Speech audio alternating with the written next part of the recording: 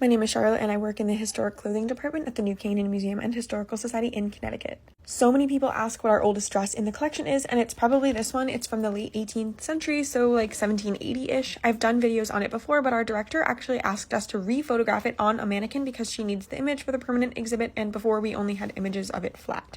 I just want to preface this by saying that we are working very carefully in the video with this dress. The time-lapse just makes everything look ridiculously fast. I'm super excited to see this dress on a mannequin. It really makes the dress come back to life, and I will be the first to say that I know the petticoat is not accurate. It has a massive ruffle on the bottom, and it was the closest thing in the collection that we could find to put underneath the dress. The sleeves are wrist length and very tight to the arm, and the back drapes beautifully, which you can see here. Up close, it has a beautiful pleating on the hips and that typical V pattern that you see on the back of 18th century clothing. Up close, the fabric has motifs of small pagodas and what we would consider Eastern-influenced art due to the trade that was going on in the world at the time, especially with cotton textiles. And the garment has small holes on the elbow, which you can see here, but that's pretty good for almost 300 years old.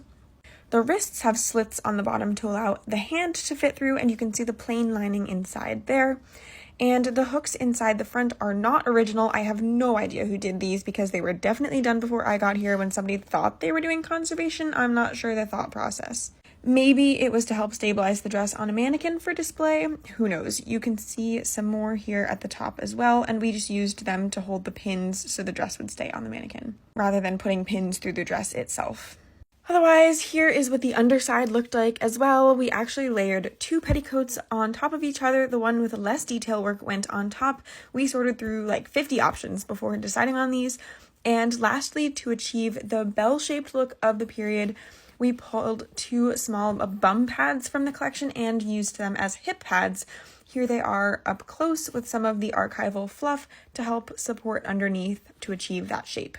So that's a little behind the scenes of what goes on underneath the dress. And these are our final photos that will go in the permanent exhibit and our database and maybe our newsletter, although the dress was featured before. So thanks for watching and let me know what you think.